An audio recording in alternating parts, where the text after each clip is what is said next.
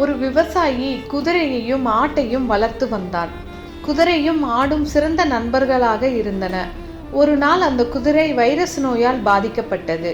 அதனால் அந்த விவசாயி அந்த குதிரைக்கு சிகிச்சை அளிக்க மருத்துவர் ஒருவரை அழைத்து வந்தான். மருத்துவர் அந்த குதிரையின் நிலையை பார்த்து, நான் 3 நாட்கள் வந்து மருந்து தருகிறேன். அந்த மருந்தை சாப்பிட்டு குதிரையை எழுந்து நடந்தால் சரி, இல்லையெனில் அந்த குதிரையை கொன்று விடுங்கள். இல்லையென்றால் அந்த வைரஸ் மற்ற விலங்குகளுக்கும் பரவிவிடும் என்று பயமுறுத்த, அந்த ஆட்டுக்காரனும் அதுக்கு சரி என்பது போல தலையாட்டினான். இவர்களது உரையாடலை அந்த ஆடும் கேட்டுக்கொண்டுதான் இருந்தது. பின் அங்கிருந்த ஆடு அந்த குதிரையிடம் வந்து, நண்பா, எழுந்து நடடா, இல்லாட்டி உன்னை இவர்கள் கொன்று விடுவார்கள் போல இருக்கிறது என்று அந்த குதிரையை ஊக்குவித்தது. 3ஆம் நாளும் வந்துவிட்டது.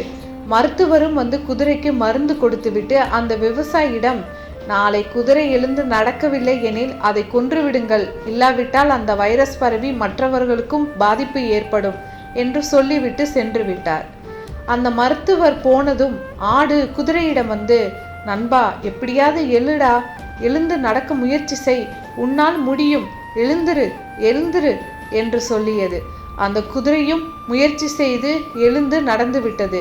எதிர்பாராத விதமாக அந்த குதிரை விவசாயியை பார்க்க வரும்போது குதிரை ஓடியதை பார்த்து சந்தோஷமடைந்து மருத்துவரை அழைத்து அவரிடம், என்ன ஒரு ஆச்சரியம், என் குதிரை குணமடைந்து விட்டது, இதற்கு நிச்சயம் உங்களுக்கு ஒரு விருந்து வைக்கிறேன், சரி இந்த ஆட்டை வெட்டுவோமா என்று சொன்னார்.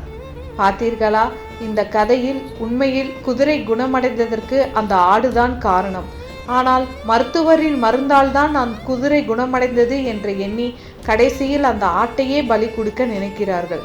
இந்த உலகில் யாரால் நன்மை கிடைக்கிறதோ அவர்களை விட அந்த நன்மைக்கு அருகில் இருப்பவர்களுக்கு தான் அதிக மரியாதை கிடைக்கிறது.